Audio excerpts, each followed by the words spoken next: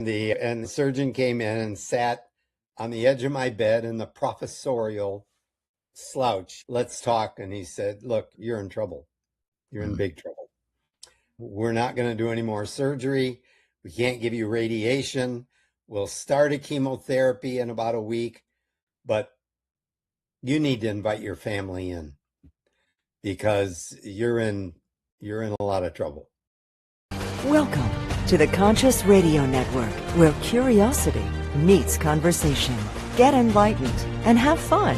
Share the experience with friends, family, and anyone ready for thought-provoking dialogue. You can watch our shows on YouTube, follow us on Facebook, or connect with us on X, Instagram, and TikTok. Our podcasts are also available on Libsyn, iHeartRadio, Spotify, Apple Podcasts, and other major platforms. Be sure to visit our official website at consciousradionetwork.com for past episodes, upcoming shows, and guest scheduling. And to our listeners around the cosmos, welcome. We're glad you're here. Subscribe, follow, and join the community. Good day, everybody, wherever you might be on this spaceship we call Earth, where together we explore the mysteries of consciousness, spirituality, metaphysics, and the unknown. You're joining us for the first time. Welcome.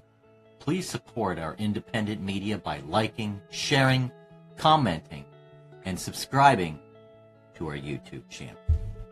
And wherever you listen to your podcasts, be sure to follow us so you'll never miss an episode. Now settle in and let's begin.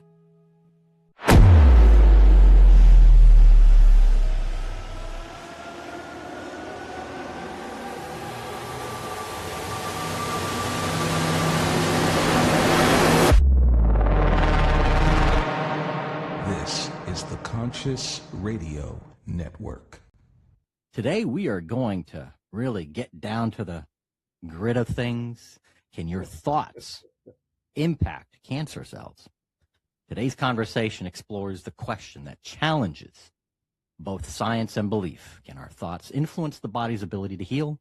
My guest today, Rick Hill, was once given a terminal diagnosis and chose a radically different path, one that led to more than 50 years of thriving health. Today, we'll explore mindset, resilience, and what it really means to take control of your healing journey. Let's welcome to the Séance for the first time, Rick Hill.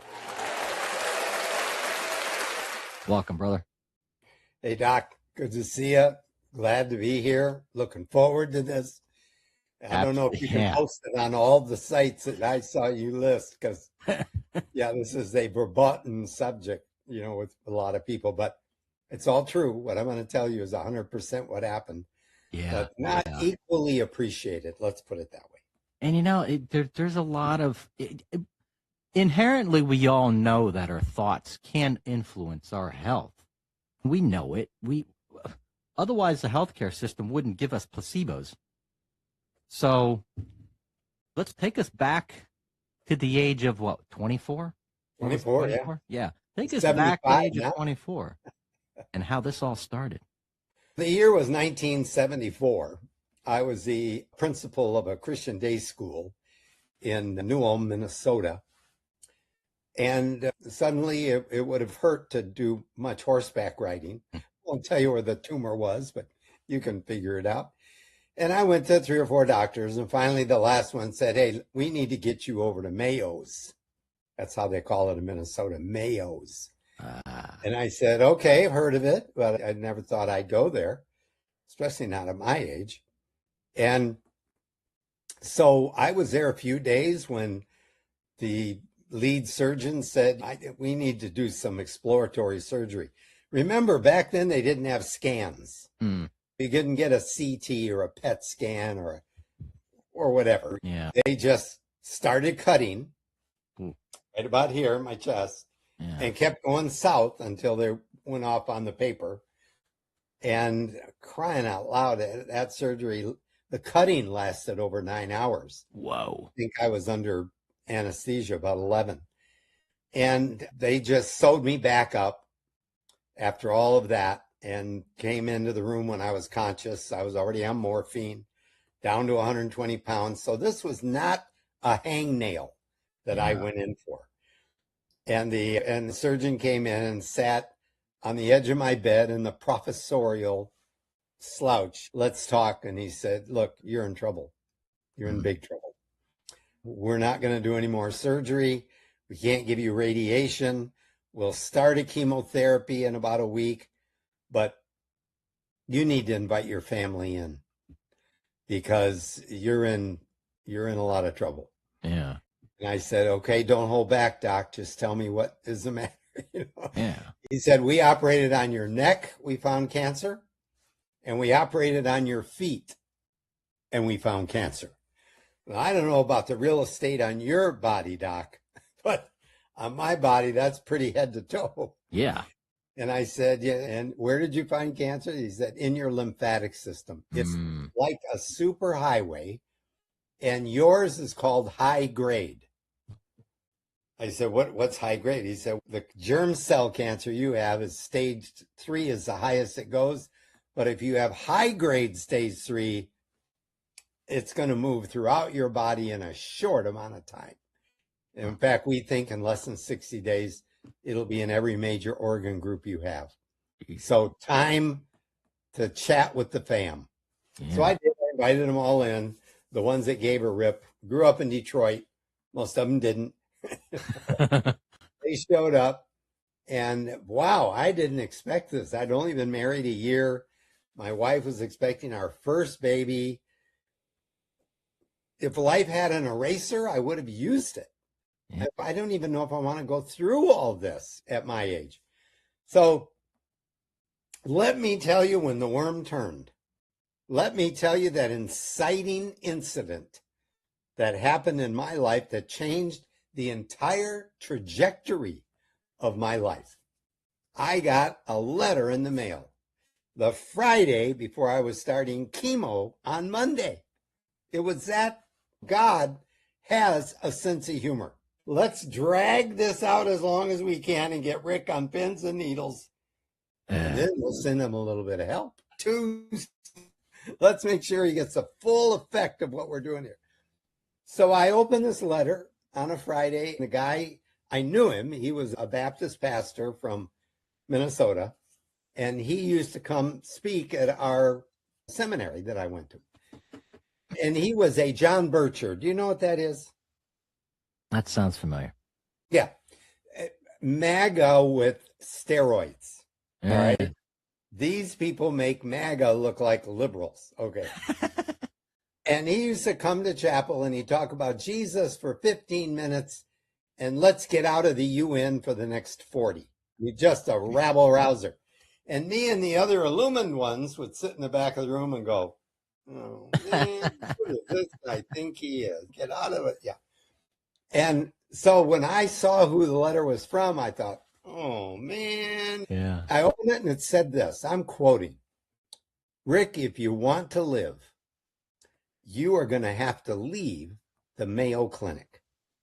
And I had his phone number. He wrote it under his signature. That's all he said. I called him. I said, John, whatever it is you're smoking, I want some. Yeah. Because nothing could get you further off the truth. Don't you think a Mayo Clinic is a citadel of modern medicine? He said, I do. I said, well, why would you want me to leave? And he said, because I don't think it's medicine you need, is it? How are you doing so far? I said, yeah, I'm in trouble and you know it or you wouldn't have sent me that crazy letter. He said, look, some of my people in my church, parish, have gone to Tijuana. Yeah. So second strike. Yeah. Have gone to Tijuana and they were there about a month. They use nothing, no medicine, but they use the food products and they're back and they seem to be doing pretty well to me. Yeah. I said, Tijuana, look, I grew up in Detroit. I'm not throwing rocks at any culture. I watched my city burn from my porch about 1967, if you recall the history. Yeah. And I said I wasn't from Grosse Pointe either. So, yeah, Tijuana's fine. Today, It seems a lot safer to me than where I grew up, and nicer people in some instances. Yeah. I said, John, this just sounds like weird to me. He said, do with it what you want. I said, I'll tell you what I'll do. I got an appointment today at the Mayo Clinic, and I'm going to be going down there in a couple hours. I'm going to tell my chemotherapist what you said. Last thing I heard was, good luck with that, pal.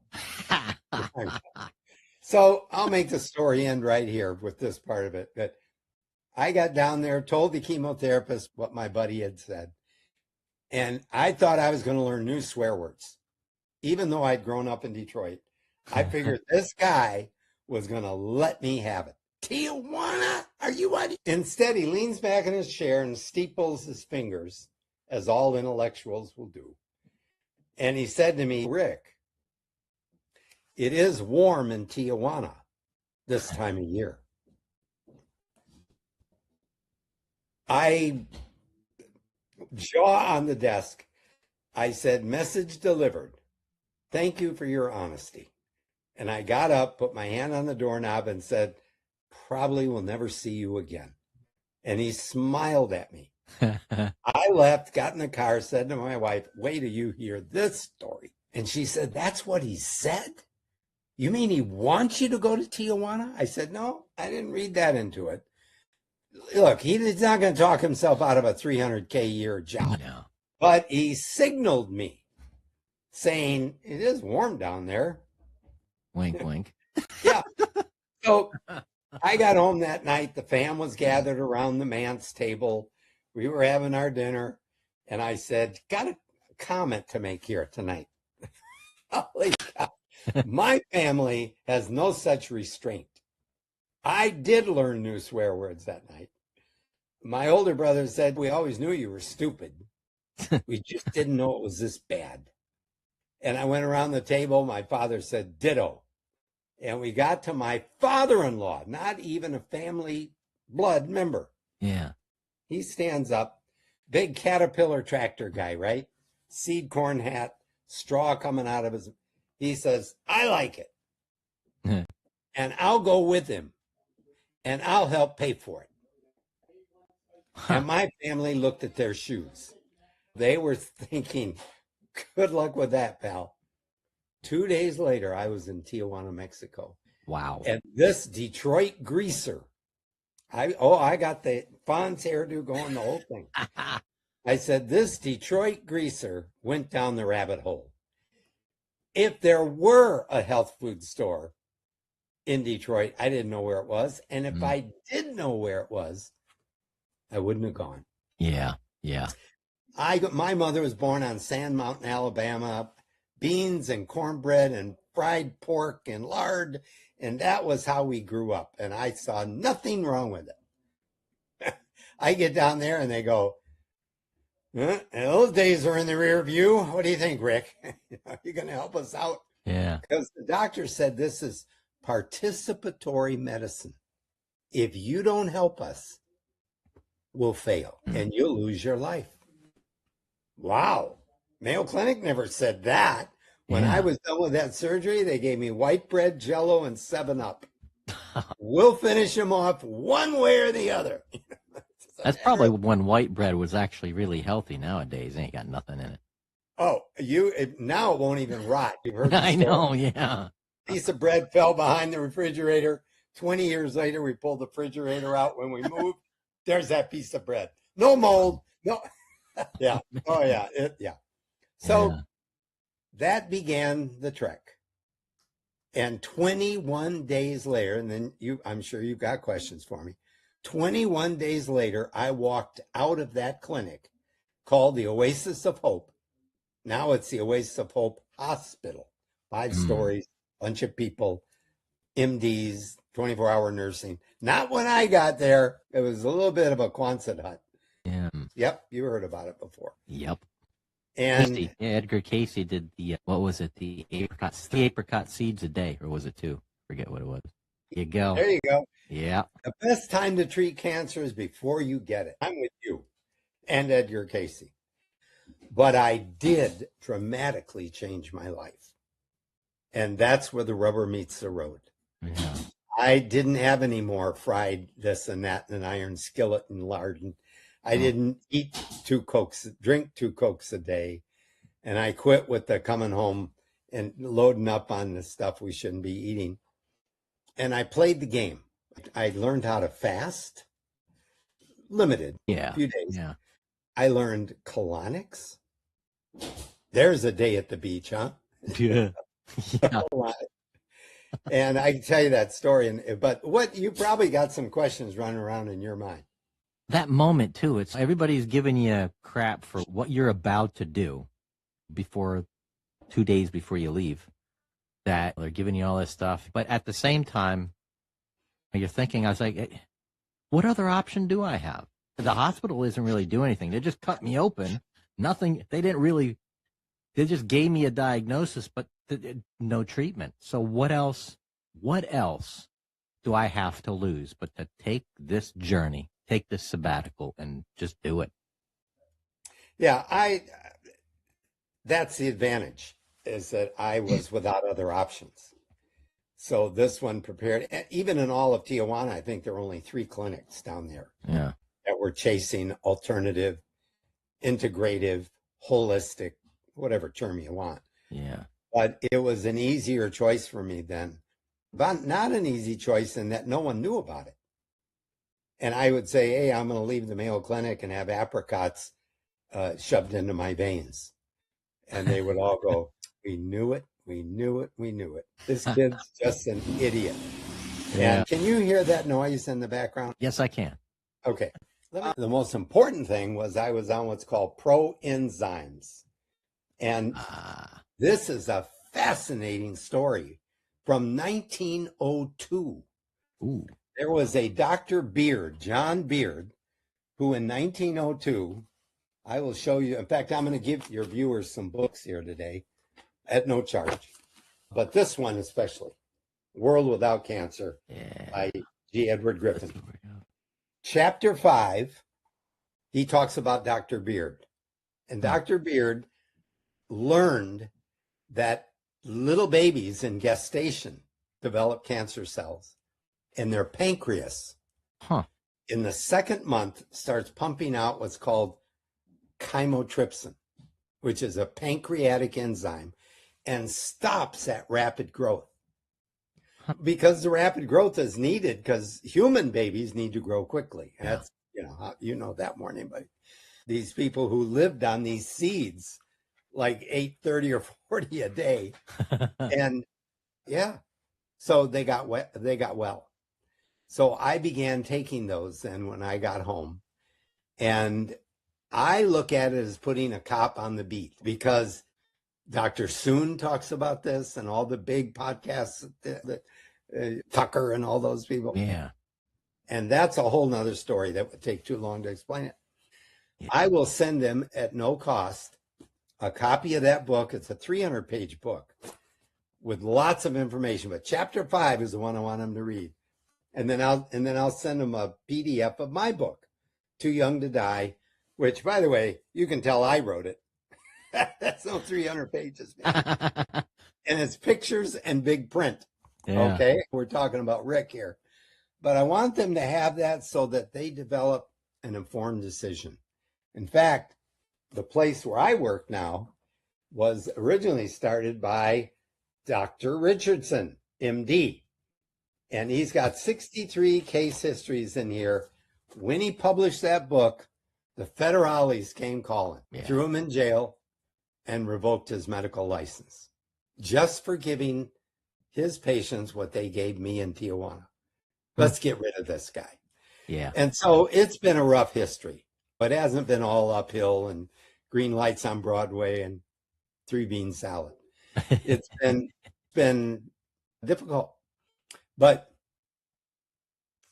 thank you for Bobby. Yeah. Yeah. First time I'm watching the RNC on TV, Donald's with the bouffant hairdo and talking about what a great life he's had. And then here comes Bobby Kennedy across the stage. And I went, is that Bobby Kennedy?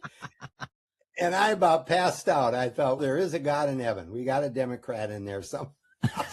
in the back door, but he is for letting people try. Yeah, yeah. And Bobby came through that door behind me today and he says, "What you doing, Rick?" I said, "I'm here on the seance, and what I'm doing is talking about how thinking can change, and that's my next subject, can change everything." And he says, "What's that stuff on your desk?" I said, "Oh, it is. We're going to talk about that a little bit." He said, "I don't know if I believe that or not." I said, "Bobby, I don't care if you believe it or don't. Here's what I want." Yeah, yeah. Maybe I didn't have to go to TJ to do this, Bobby, because maybe I didn't have to shove these pills in my underwear to leave Tijuana because I didn't want to be arrested. And by the way, no one asked to borrow and eat any of those pills that I had put in my underwear. Yeah, it was a process. Look what they've just did too, is they've now passing a bill in order to open up the public use of psychedelics Saw for that. PTSD and depression and addiction and How long are we gonna- Ibogaine being one of the big ones and stuff like that. But wow. How long are we going to pretend that the body does not have receptors? Yeah. So if you say there's a God in heaven and that there was a creation pattern at one time or another, why that? And nicotine. There are nicotine receptors. Now, all the junk they put in it that gets people addicted is not what we're talking about, but the chemical. Yeah, yeah. So let's talk then about thought, because there's two things I want your viewers to know. Number one, thought and positive attitude can be developed after the fact. If you think that I was more confident in that little clinic in Tijuana than I was in the Mayo Clinic, no. I got on the airplane, I kissed my wife goodbye, and I got tears. She got tears, and I said, I may not be coming back vertical. That's what I was thinking. But once I got down there and I started looking at the weight of the evidence and what they were really giving me in this history with Dr. Beard and Dr. Krebs and these giants of people who found out that in our own bodies we have this stuff, and how it makes people, as long as they're not digging a hole on the other side, which sugar and all the other things that we're doing.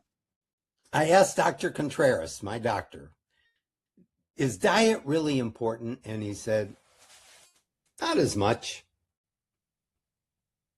I said, so for 50 years, I've been not eating those eclairs when I could have been eating those eclairs. I don't want to hear this. He said, no, Rick, the eclairs are not good for you. But he said, here's what I want you to know. If you sit down with that beautiful big salad you just built with jicama and avocado and just barely build a nice salad, and you have maybe the coconut aminos for the dressing, you're doing a good job. But you sit down and you say to yourself, I'd rather have a greasy hamburger right now, the kind with the onion ring shoved in the middle of it, where the grease trips off the elbow. And you tell yourself, tomorrow I'm going to go get one of those hamburgers. He says, I believe your immune system heard you say that. And your immune system is going to say, what? He's going to go back to the things that nearly killed us? What is this guy, suicidal? No, let's stop him somehow. Maybe a car accident. Maybe we'll put a lady in a tight dress to walk by right when there's something. Yeah. But he said, no, but if you sit down at that big salad and you say to yourself, I'd love to have that cheeseburger right now, but I'm not going to go get it because I want to live. And I found out already that I'm rewarded in 1,000 ways by eating this kind of food. I'm 75 years old. I'm not on any prescriptions. I'm not. Yeah. But I am saying I'm being rewarded every day for what I'm doing. And that's what thought does. I believe all things are happening at once, that we move through time instead of the opposite, and that everything I've ever thought and done and said is still here. Yeah. And we probably will be able to go and visit that someday. We probably can. But all I'm saying is it matters what we think. Our bodies respond to that. If you don't believe it, a wolf walk up to you out in the woods. See if your heart rate doesn't increase. See if you don't get sweaty palms. See if you don't learn to pray real quickly in that moment. Your body responds. And so I'm telling your listeners, it isn't just eating good food, about people, about things, about food. So I think it's body, soul, and spirit, whatever, however you define those. What do you think? Oh, I definitely think so. What would you say to somebody right now facing a terminal diagnosis? I'm sure you've had phone calls. I'm sure you've had emails of people at that point where they had nowhere to go, that they had nowhere to talk, no one to talk to. They might be getting family support and friend support and stuff like that, but they're not feeling it. It's not for them. What would you tell them right now, their next step? If anybody wants to know from me personally, if they log on, there's a little one-page questionnaire to fill out. And if they will do that, we will respond with some of these free books, with advice on what, and listen carefully. I say to them, look, if they get a hold of me, I say, first of all, you need to know I'm not a doctor. Therefore, I will never tell you what to do, ever. But what I will do is tell you what I did 51 years ago. If you think it worked, at least I'm here talking to you now, and you think it sounds good, that maybe there's something here for you, but no guarantees. No, I'm so smart, I know what'll happen tomorrow. And I also need to ask you, are you willing to alter the way you live? Yeah. Because that's where the rubber meets the road. Tell you what happens, people get bored. After eating fruit and vegetable organic salads for 3 months, they go, okay, what are we going to have tonight? Yeah, let's make giant salads and we only have to take out a third of it every day for 3 days. Yeah. It's just I get really bored. I'll make a salad that'll last for a week, small, packaged individually, ready for the week for work. I'll get bored on Tuesday. By Wednesday, I'm like, I need something different. Yep. And the better you get at it, the more you can add. I'm not a vegan, but I will eat organic, especially cold water, Alaskan halibut or salmon. I've actually gone there to fish for those, and it's cold. That water's cold. It's freezing. Yeah. Yes. And it's delicious, and I say it's good for you. So maybe once a week or so when I was under treatment, I'd have a little bit of that, some organic chicken, but always organic vegetables and fruit. We have a big smoothie every morning with beets and lemon and different things in there, blueberries that'll make it. But that's not a penalty. It's really quite good. And we do have a salad with every kind of meal. But yeah, it makes a big difference. So if they want to know what I'm going to say, I'm going to tell them the story I'm telling you. And it'll be almost verbatim. For example, most podcasts that I do, and if they try and put it on Facebook or any of those, gone in 15 minutes. Gone. Who do you think you are? Yeah. I say, Yeah. but I can put it on other venues. I tell you what, if people knew the real story behind the Rockefellers, if people really knew the real story behind what Rockefeller did. Yeah, I know the whole story. Yeah. They would sell oil. Yeah. And most of our prescriptions were based on oil. Rewrote the book on pharmaceuticals and wasn't even a doctor, knew nothing about it, but he ended up controlling all of it. Wow. The Mayo brothers started out an integrative clinic. Yeah. And then the Rockefellers got to them. And they thought, we can earn how much? Really? And you think this stuff works? Okay, we'll try it. And they're not going to change now. That's history. But God willing, and the creek don't rise, Bobby and Donald could make some changes that does one basic thing, opens people's eyes to possibility thinking. If that's all it does, you can think I am stupid or you can think I am crazy for leaving there. But pretty hard to argue. And I'm not alone. I got 2 people on my Facebook site right now. One lady was down there when I was there. Her name's Betty. And today she's in Key West, Florida. Too much sun, way too many grandkids, feeling great. Yeah. And there's another lady on my Facebook site that actually got there before I did, 4 years earlier than me. But we played the game. Yeah. We didn't show up and sneak off every night for pizza and beer. Didn't do it. So, yeah, this is good news. This is hope. This isn't a guarantee, but it is hope. Yeah. I'm gonna open up the rabbit hole a little further. Okay. I just recently heard a couple broadcasts. There was a couple news clips of not mainstream news that there was a couple doctors. I think Dr. McCollum, which was one of the doctors they tried to silence during the pandemic. I think he was heading the research, but there's more doctors now that have started to see a link between the mRNA and cancer in cells. And that there's a really close link for those who have gotten the mRNA. Whether it's a trigger, they're not saying, but they're seeing a really close link between the mRNA and multiple different types. It doesn't matter where, anywhere in the body. But I can testify that I've spoken to over 500 people in the last 4 or 5 months, about 100 people a month. And I've seen patterns.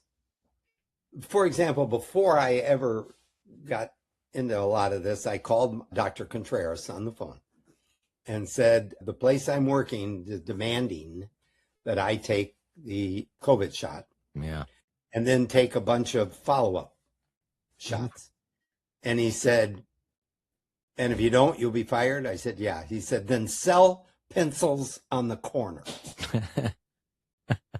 I said, other than that, Doc, how do you feel? Yeah.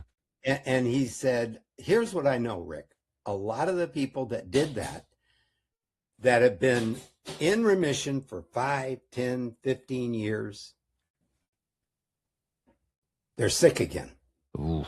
And now the cancer has come back and it's modified itself so that we can't even do what we did before to bring them out of it.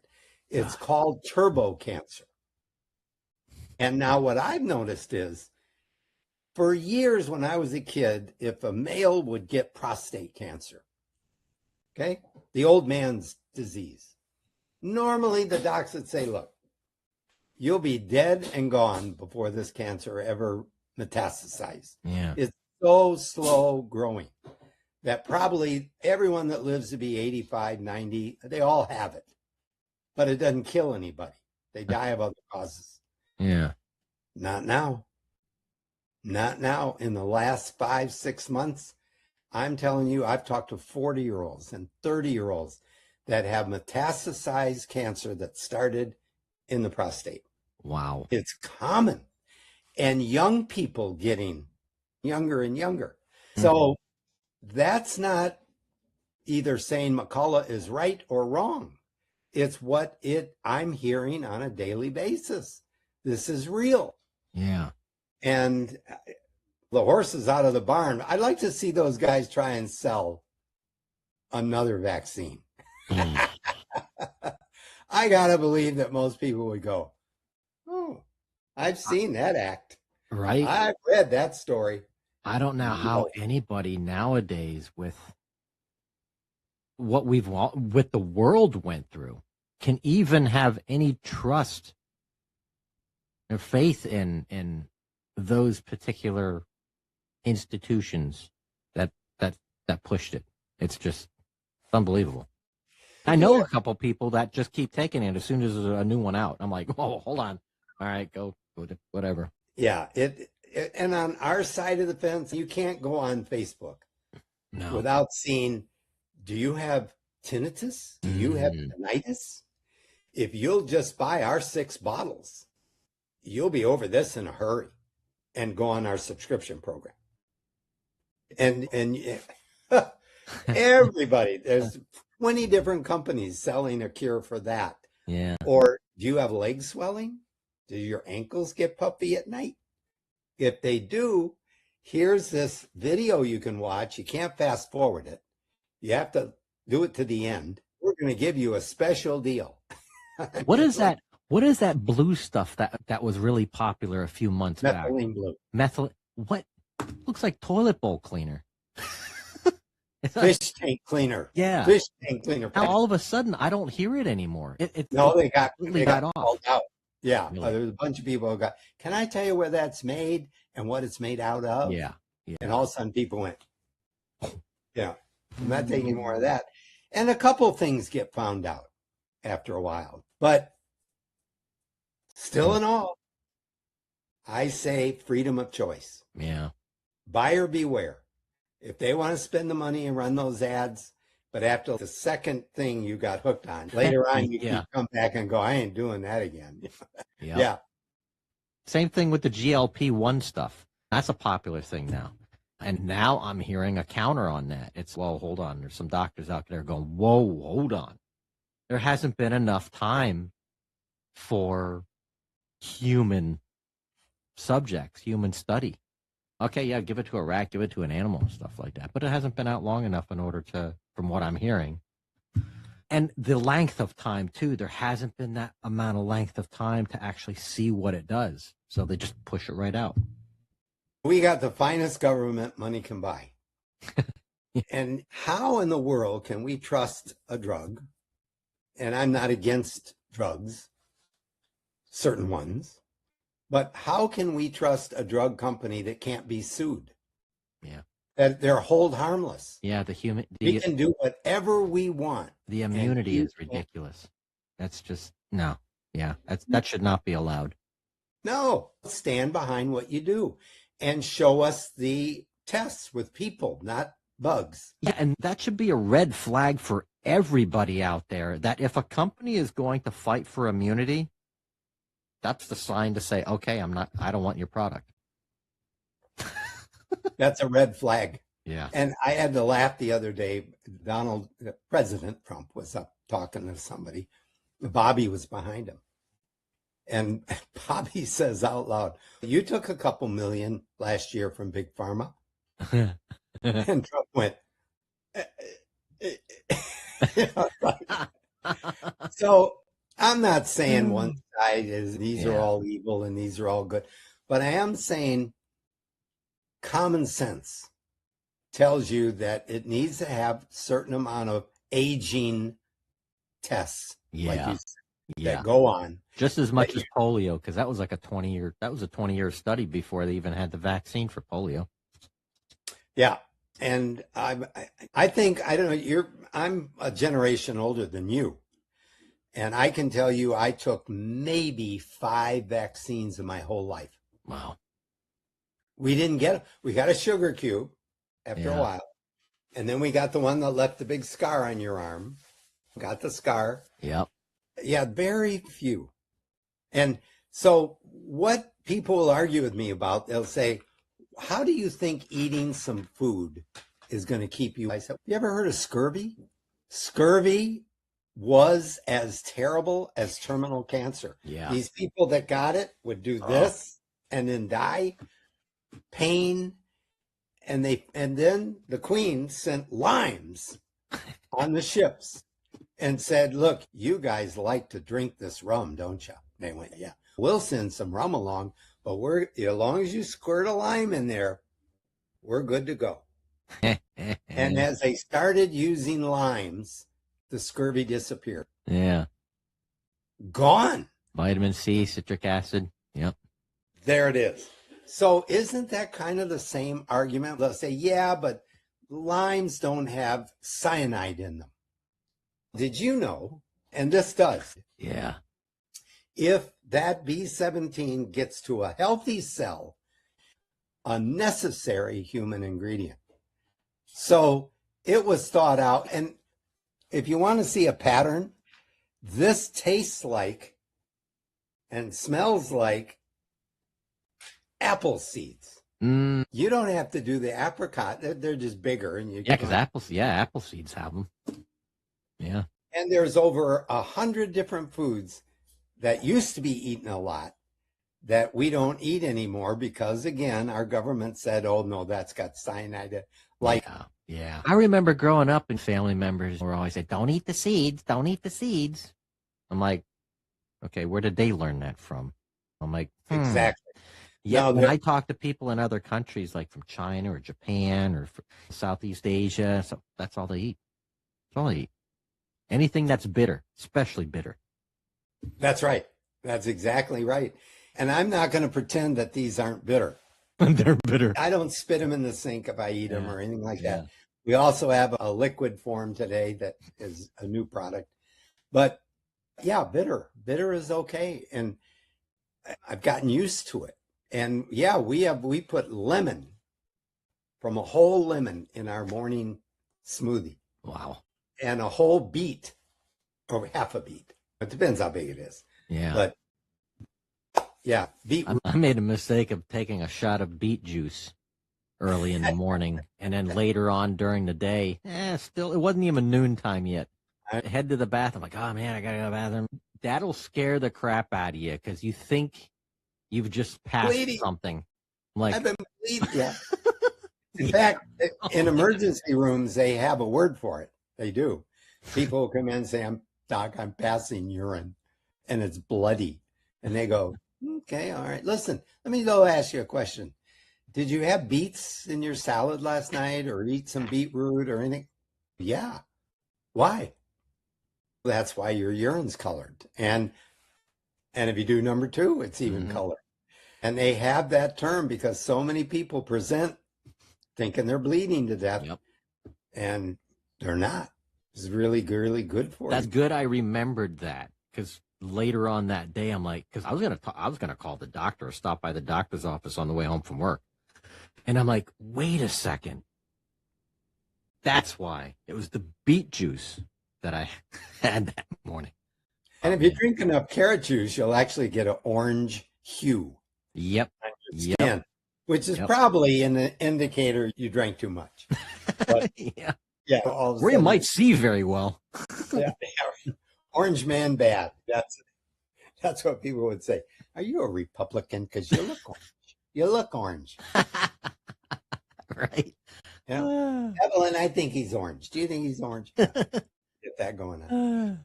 But oh man. Yeah. Anyway, you need to be congratulated because you are part of the solution, not the problem. And whether you agree with me, I think you probably do, but even if you don't, you're saying, let's hear the guy out. I can definitely concur of just about everything we talked about thus far. There it is. Yeah. But that's satisfying to me because it means there's nothing off the table. Yeah. That you want to talk about things that other people think, and you don't necessarily sign up for it, but you're willing to let people talk. Yeah. And that's what's so beautiful about our country, I think, is that it was founded on that principle, not having thoughts controlled. Now, we've gotten away from that a lot, but I'm hoping that we can move the other way and start allowing other people to think differently than we do. Yeah. And so we'll see how that goes. And ultimately giving people the power, the right, the ability to have full control of their health, their life and their health, instead of doctors, people believing all these not all the doctors, but there's a good handful that I've known over the course of several years that have stopped me from doing things, of making decisions that later turned out to would have been a really big with my health. I knew there was something wrong, but I'm like, not the prescription, but was it referral? a referral. I'm like, I want a referral to go see this doctor or that specialist or this. They wouldn't listen. So I'm like, all right, you're fired. Yeah. Okay, we'll write it. Yeah. And I will send your viewers a list of doctors that are not necessary. I'm not endorsing, saying these are open-minded people. And I said to one of these guys, I said, if you're giving your people all that, how do you know which one worked? I'm not promoting one thing over another. Yeah. But I'm going to come guns blazing after them to see if they'll change the way they live, usually. Yeah. But yeah, interesting stuff. Yeah. Whew. Man. Before we wrap up, yeah, what do you have to offer as a profound takeaway, some words of wisdom for our audience today? The main theme of the little book I wrote, Too Young to Die, is hope. And let me define hope. Helping other people escape. That is what I need to be doing with my life, because one crazy Baptist bircher stuck his big nose in my business years ago and said, if you stay there, you're going to die. And so not that I'm right, but it's another point of view. And if I think I mentioned it twice already, and fill out that little survey, I will contact them, send them some free books, PDF forms, electronic. Yeah. But I want to make that available to people. And having people like you make it a whole lot easier than me standing on a street corner. Yeah. Yeah. With a little drum and a monkey. Yeah. Man. Yeah. You got to let us know when you make it to the West Coast sometime, if you're on tour or if you're on sabbatical. I live in San Diego. Vacation. Is that close enough? Hey, same country. Hey, yeah. Like I said, I'll be out there in October. I'll look you up, but I'm not going to be. How far is LA from it's like without heavy traffic, it's about a 2.5 hour drive. Yeah, it's not forever away. Yeah, but they offer cheap flights and stuff like that. But yeah, we could sit down and have an organic beer, and yeah, everybody went, well, that's it. We're not yeah. Organic beer. I appreciate you, my friend. Thank you for having me. I appreciate you too, brother. Thank you so much for blessing us with your presence today, and keep us posted on further research, further whatever you get that's a oh wow type thing. Just let us know. We'd definitely like to cover it. I appreciate you. Thank you. You're welcome. Thank you. And thank you, everybody, for watching Conscious Radio Network's The Séance. And until next time, we'll see you next time.